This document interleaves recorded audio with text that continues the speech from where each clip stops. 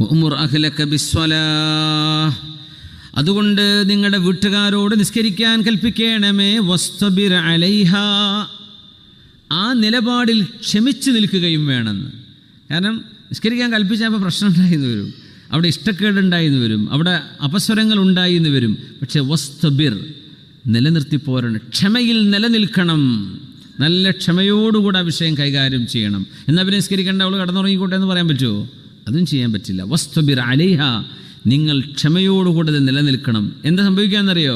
ലാ നസ്അലുക റിസ്ഖൻ, മനുഷ്യ നിന്നോട് എനിക്ക് ഭക്ഷണം വേണം, അള്ളാഹ്ക്ക് ഭക്ഷണം വേണമെന്ന് ഞാൻ പറയുന്നില്ലല്ലോ നിങ്ങളോട്. നിങ്ങൾ എനിക്ക് ഭക്ഷണം തരണമെന്ന് ഞാൻ പറഞ്ഞില്ലല്ലോ.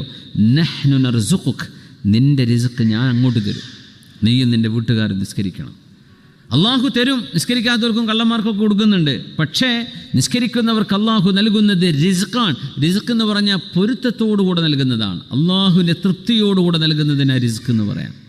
അല്ലാത്തവർക്കൊക്കെ ദുനിയാവ് കിട്ടുന്നുണ്ട്. നിനക്ക് ഞാൻ പൊരുത്തത്തോടുകൂടെ എൻ്റെ റിസ്ഖ് തരും. അതിൻ്റെ കാരണം പറഞ്ഞ് നിസ്കരിക്കണം, വീട്ടുകാരോട് നിസ്കരിക്കാൻ പറയണം എന്നാണ്. അള്ളാഹു മുഖീത്താണ്.